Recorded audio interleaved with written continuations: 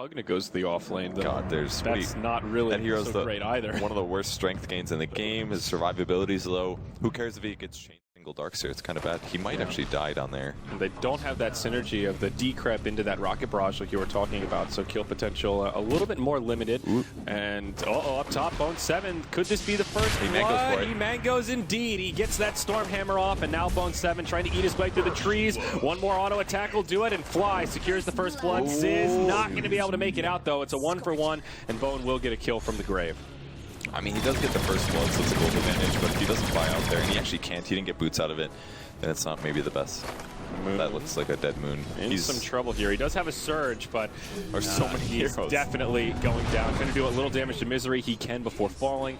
That'll make it 2-1 here as Cloud9 pulls into the lead with hero kills. Yeah, a bit unnecessary for him to die. Already comes out on the tier 2 tower.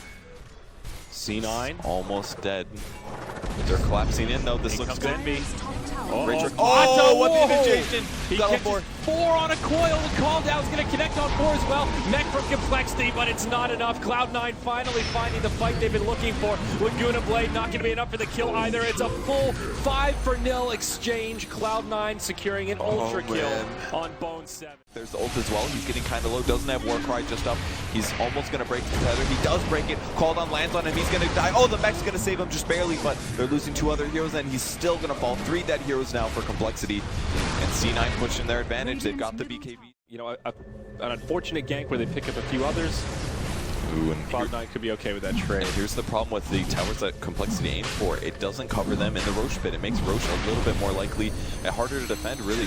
Orb's going to come through, hit nails and swindle lenses. Call line and Mike Ken. Everybody does. Fly slow the ward from the high ground. How do you stop the damage? But they're actually doing it. They just killed 3 heroes and nobody went down there. I can't believe it. It was a great setup from Cloud9, but I don't know what happened. Envy didn't get to use his BKB, and he just got evaporated. Jeez, that's... Well, that's what happened, I guess. There it is. That's very clear. He must have gotten storm hammered into Lina stun. That's why Lina went low to the death ward, because they had to take that opportunity. Glimmer a cape as well. She makes it out. Now. On the backside, Ziz pops the BKB. He goes charging in. Moon's here as well, looking for a wall vacuum setup, but can't get the positioning. BKB to Envy, soon to expire. Nether Strike will knock it back. Call down will connect on most of the team, but it doesn't seem to matter. Vacuum into the wall. Replica, huge Requiem. They will lose the Lina, but they get the Gyrocopter they came for. Now Bone 7 on the run. He'll fall as well. Fata looking for some cleanup kills. Finally deploys the Dream Coil, but they save the mech this whole time. Misery in a lot of trouble. He'll die to the urn, it looks like, as Seafreak tries to make it out. Maybe, just maybe, the Rubick can make it back to the well. No, he dies to the last tick before he gets the regen. Now Fata trying to orb away. He will jaunt to the high ground. Gone all in on this item here. No buybacks available for Cloud9 whatsoever, including Big Daddy, who is in the grave already. Ziz with the BKB, God Strength on. They get the melee barracks, and now they just back out. They see that Envy's used his BKB. So, a big kill, and that allows C9 to grab the Aegis. So Aegis and Cheese. This is Roche number 3, so big pickup there. They did put down 3 Observer wards in this mid lane, but the gem still on the Spirit Breaker. He's just going to clear those out. Will they find the ward mid? Is that yeah, they didn't actually see it. They'll probably catch that later. Jar grabs the Aegis. Again, he's got MKB and a Butterfly, so his items are actually in a good position here. He's got the advantage over the Butterfly that Shadow Fiend might eventually pick up, and they don't have the MKB against the Gyro. Though I think Shadow Fiend will build it next. Again, with the Sven being a little underfarmed, he's got to commit the Shadow Fiend, that is, to the full damage, in my opinion. So. Is nowhere to be found, and this should be a nice, easy solo pickoff here. He does have an Acting Scepter, he can keep spamming out that life drain, but it's not going to be enough. BKB used by Ziz, and they'll just chop him to pieces. Ah, man, I really don't like his item. But slots will be the next big issue here. The charge coming, they're split. They're going for Eternal Envy. He's the charge target.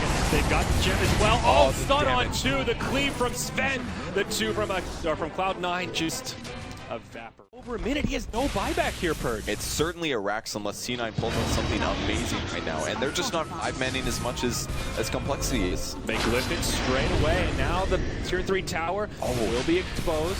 Hex onto Swindle. Did they Lotus Orb that, I think. Yeah, you're right.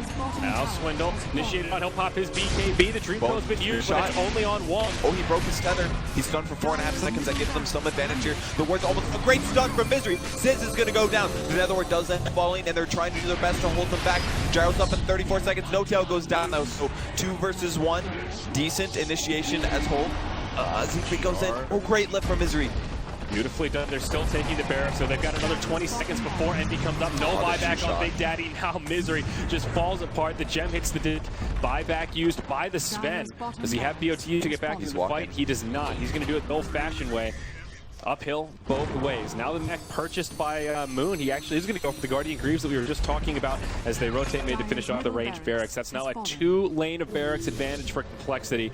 And even though Cloud9 will hang on a little bit longer, their fate in this series not looking good. And they might as well keep pressuring this, even though it's kind of a scary situation with Sven being dead.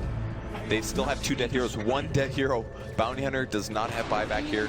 Rubick buying back. Are they going to initiate first from Envy? He comes out the other side. He just gets destroyed. He still doesn't have a buyback. He's out of the game for a minute and a half, and now it seems to be all over for Cloud9. Wow. They call the GG, and compLexity take a 2-0 over C9 in a very impressive series. What a performance from this team. This team is just so good.